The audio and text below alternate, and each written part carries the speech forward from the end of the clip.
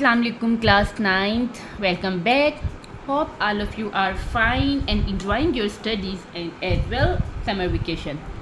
So आज finally हम chapter number 3 को एंड करने जा रहे हैं with our last topic, that is principle of conservation of momentum. उम्मीद है मुझे बेटे आपने सारा लेक्चर जो चैप्टर है वो पीछे से तैयार कर लिया होगा. अगर नहीं किया तो काइंडली आज उसे कंप्लीट कर लीजिएगा, क्योंकि ये हमारा आज का लास्ट टॉपिक है और इसके बाद कल से हम इसके न्यूमेरिकल करेंगे और ये हमारा चैप्टर वाइंड अप हो जाएगा. ओके जी स्टूडेंट्स, तो इसको स्टार्ट करने से पहले मैं आपको कुछ इंस्ट्रक्शन दे रही हूँ. लेक्चर आपने पूरा सुनना है, दरमियान में नहीं छोड़िएगा. और लेक्चर सुनने के बाद जब आप उसको कंप्लीट सुन लेंगे तो एंड पे आपने कमेंट सेक्शन में डन का कमेंट लाजमी करना है. इससे मुझे आइडिया हो जाएगा कि किन स्टूडेंट्स ने लेक्चर को कंप्लीट लिया है. सो आज का हमारा टॉपिक है मोमेंटम कंजर्वेशन का असूल, प्रिंसिपल भी जिसको हम इंग्लिश में बोलते हैं. इसके लिए बेटे हमने मोमेंटम के बारे में, इसमें देखें पहले जो इसके अंदर वर्ड्स हैं हम उनको समझेंगे. First one is momentum and the other one is conservation. Momentum के बारे में आप कर चुके हैं. इसके लास्ट वाला जो पहले वाला टॉपिक था कि किसी जिस्म में जो हरकत की मिकदार होती है उसको हम उस जिस्म का मोमेंटम कहते हैं. कंजर्वेशन, किसी चीज़ को कंजर्व कर लेना, बचा लेना, किसी चीज़ को सेव कर लेना, उसको हम क्या बोलते हैं? कंजर्व करना. अब मोमेंटम कंजर्वेशन का असूल क्या कहता है कि आपके पास अगर कोई, अच्छा इसके लिए हमें दो वर्ड इसको समझने में यूज़ होंगे. One is system and the other one is isolated system. इनको समझ लें. हम पहले टॉपिक को समझते हैं, देन हम बुक की तरफ आएंगे. सिस्टम, जब आपके पास दो या दो से ज़्यादा अशिया हों, इजसाम हों, तो वो सब मिलकर एक सिस्टम बनाते हैं.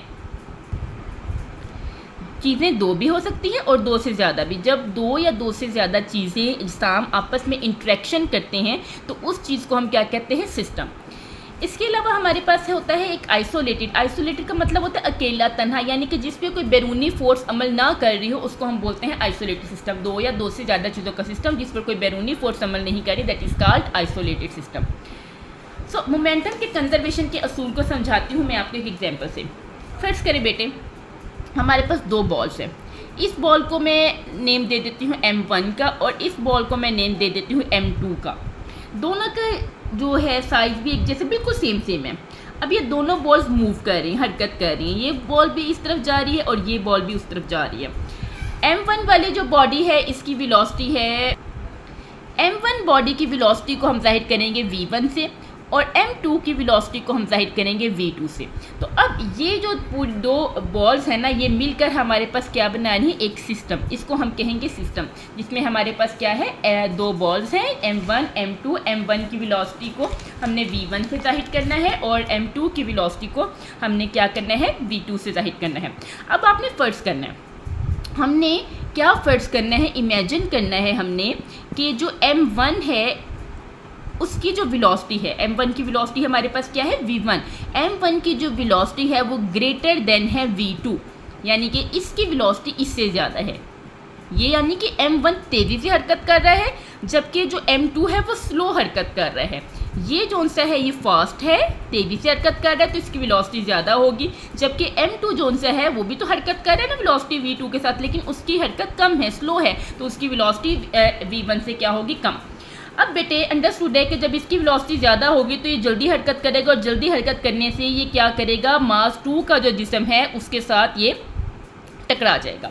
अब हमने क्या करना है? हमने इन सिस्टम के मोमेंटम लेने, टकराने से पहले का और टकराने के बाद का. अगर मैं M1 कहूँ, जो मोमेंटम का ना, अगर हमें जिस्म 1 का मोमेंटम लें तो उसको आपने कह देना P1 और जिस्म 2 का मोमेंटम कितना होगा? P2.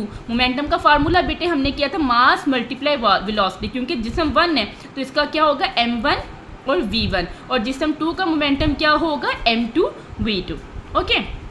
अब हमने सिस्टम का कुल मोमेंटम लेना है. सिस्टम का कुल मोमेंटम, सिस्टम क्या है? जिसमें हमारे पास दो बॉल्स हैं. अब इसका मैंने कहा कि जब इसकी वेलोसिटी M1 की वेलोसिटी ज़्यादा होगी, ये तेज़ी से हरकत करेगा, ये स्लो हरकत करेगा, तो क्या होगा? जो जिस्म M1 है वो तेज़ी से हरकत करता हुआ जिस्म M2 के पास जाएगा और उससे टकरा जाएगा. जिसके बाद ये दोनों जिस्म अब इस तरीके से हो गए.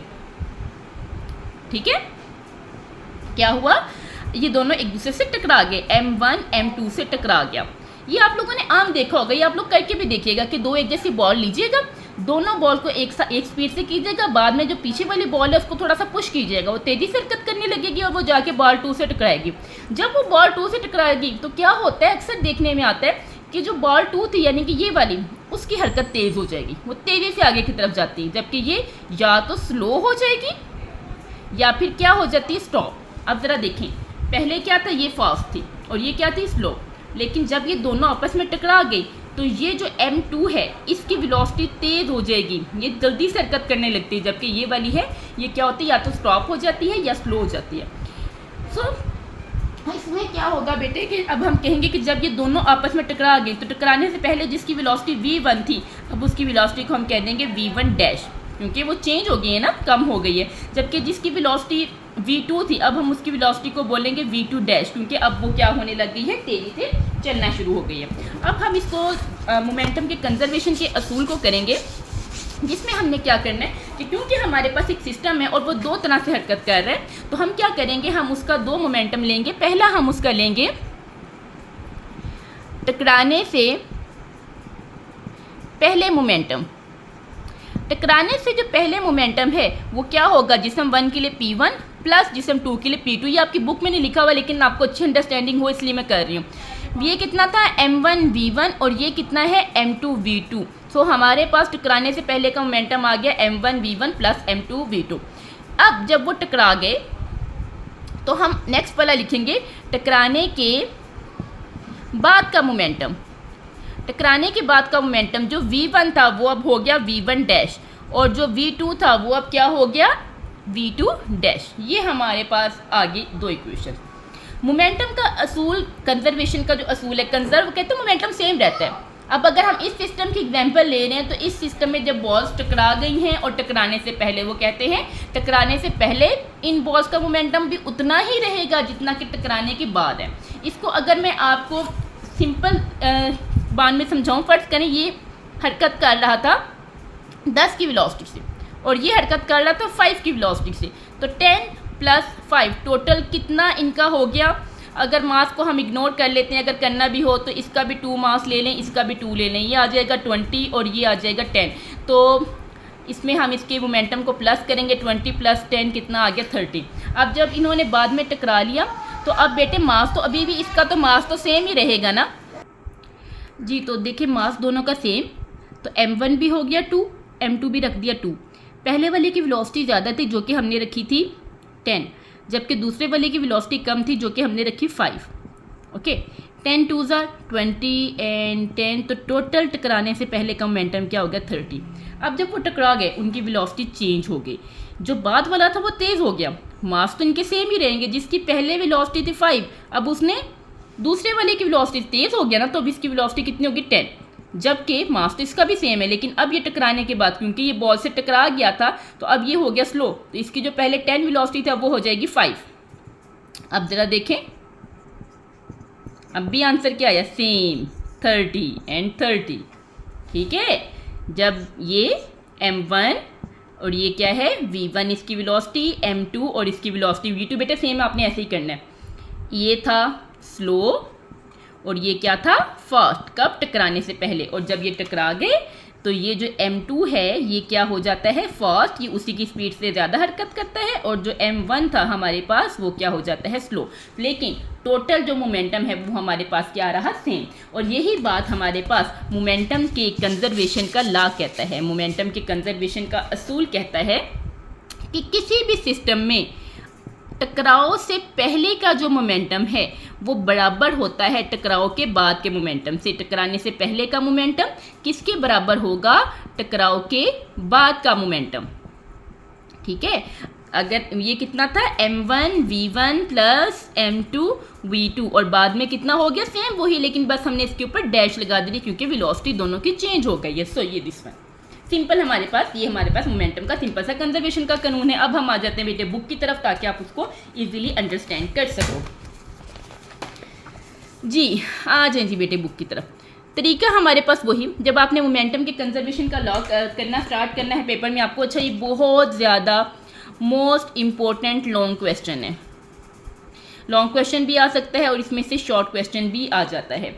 सो मोमेंटम के कंजर्वेशन का जब आपने असूल करना है तो सबसे पहला पॉइंट जो आपने करना है वो इसकी डेफिनेशन करनी है, जो कि सेकंड पेज पे दी हुई है कि किसी अलग थलग यानी कि आइसोलेटेड, जिसको मैंने कहा था उर्दू में इसको अलग थलग लिखा हुआ है, किसी अलग थलग सिस्टम पर कोई बैरूनी फोर्स अमल नहीं करती। बैरूनी यानी कि आपने खुद नहीं धक्का लगाना बॉल्स को, वो खुद ब खुद मूव करें, बस एक की स्पीड तेज रखनी, एक की कम। तो टकराने का जो आखिरी मोमेंटम होगा बाद वाला, वो सिस्टम के शुरू वाले मोमेंटम से, दाई का मतलब जो स्टार्ट में था, जिसको हमने टकराव से पहले के कुल मोमेंटम कहा, उसके क्या होगा बराबर। डेफिनेशन लिख लेनी है। उसके बाद ये बेटे जो मैंने आपको पहले समझाया था, दो डेफिनेशन हेडिंग देनी है आपने सिस्टम की, कि कुछ अशिया का मजमुआ, यानी कि दो या दो से ज़्यादा अशिया का मजमुआ, जैसे जमा किया ना इनको, ये देखें 1 plus M1 V1 plus M2 मजमुआ, तो इसको हम क्या बोलेंगे सिस्टम। उसके बाद आपने अलग थलग सिस्टम दिस वन, इसकी डेफिनेशन लिख लेनी है कि अगर किसी सिस्टम पर कोई शय पर कोई बैरूनी फोर्स अमल नहीं कर रही तो उसको हम क्या कहेंगे अलग थलग सिस्टम। देन आपने बेटे इसकी एग्जांपल करनी। एग्जांपल में आपने ये जो सारी बॉल्स ड्रॉ हुई हैं, जो मैंने की भी हैं, ये भी आपने सेम एज इट ड्रॉ करनी है जी। दो बॉल्स के एक सिस्टम पर हमने गौर किए हैं, मास M1 M2 जो हम कर चुके हैं, एक की वेलोसिटी V1 दूसरे की वेलोसिटी V2, एक ही डायरेक्शन में हरकत कर रही है। V1 की वेलोसिटी ग्रेटर, ये जो सिंबल है ना इसको कहते हैं ज़्यादा होने के, जिस तरफ से ओपन हो उसका मतलब वो वैल्यू ग्रेटर है, ज़्यादा है, और जिस तरफ से ये बंद हो मतलब वो वैल्यू कम है। तो बॉल आपस में टकरा जाएंगे और टकराव के बाद उनकी वेलोसिटी V1 की वेलोसिटी V1 डैश और V2 की वेलोसिटी क्या होगी V2 डैश। टकराने से पहले का मोमेंटम क्या लिखेंगे हम M1 V1 plus M2 V2, और टकराने के बाद क्या हो जाएगा M1 V1 dash and plus M2 V2 dash. और उसके बाद हमारे पास वही वाला जो उसकी डेफिनेशन थी कि टकराने से पहले का कुल मोमेंटम, ये वाली लाइन लिखनी कि मोमेंटम के कंजर्वेशन के असूल के मुताबिक टकराने से पहले का मोमेंटम बराबर किसके टकराने के बाद का। इक्वेशन लिखनी और हमारे पास ये क्लियर। अब नेक्स्ट पे आपने बेटे इसकी हेडिंग देनी वजाहत, एक्सप्लेनेशन की। उर्दू में तो ये लिखा हुआ है वजाहत, इंग्लिश में हम इसको लिखेंगे एक्सप्लेन करना, उसकी एक्सप्लेनेशन। इस असूल के लिए हमने वही बॉल्स पे गौर करना है, लेकिन अब इसकी वजाहत में क्या करना है, हमने एक बॉल को रेस्ट में फ़र्ज कर लेना है। हमने फ़र्ज कर लेना है कि हमारे पास जो बॉल है ये हरकत नहीं कर रही, इसके यानी कि हमारे पास जो है वही वाली दो बॉल्स ने M1 और क्या होगा M2। अब इसमें क्या है, ये वाली बॉल तो हरकत कर रही है V1 वेलोसिटी के साथ, लेकिन ये वाली रेस्ट की पोजीशन में है। अच्छा, अब ऐसे हो आपके पास दो बॉल्स हों, एक को आपने रेस्ट में रखा हुआ है और एक को आप क्या करते हो, इस बॉल को आप किसी वेलोसिटी के साथ इस पे हिट करते हो। तो जब आप इस पे हिट करोगे क्या ये वहीं खड़ी रहेगी? नो, जब ये इससे टकराएगी तो जितनी इसकी वेलोसिटी थी, जितनी इस वेलोसिटी से ये मूव कर रही थी, उसी वेलोसिटी से ये आगे हरकत करना शुरू कर देगा। और अगर इसकी बात करें तो ये या तो स्टॉप हो जाएगी या फिर क्या हो सकती है, स्लो हो सकती है। डिपेंड करता है कि आपने किस वेलोसिटी से उसको थ्रो किया है।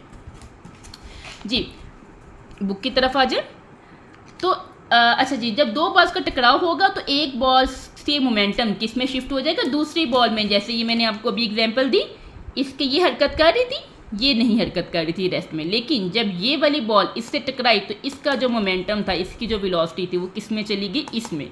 इसने इसकी वेलोसिटी के साथ हरकत करना शुरू कर दी, यानी कि बॉल 2 ने मूव करना शुरू कर देगी, जबकि बॉल 1 रेस्ट में आ जाएगी या फिर स्लो हो जाएगी।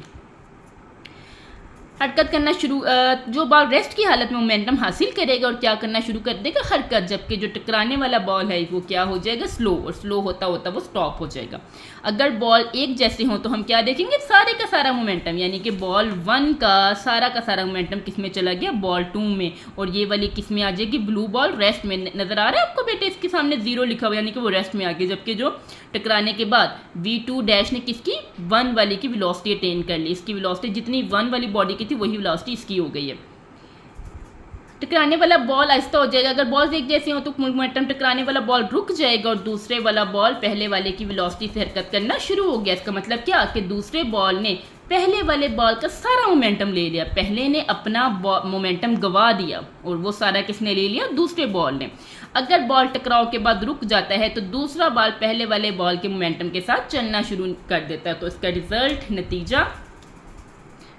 रिजल्ट इसका क्या निकलता है कि दो बॉल्स का कुल मोमेंटम टकराव के बाद उतना ही रहता है जितना कि टकराने से पहले।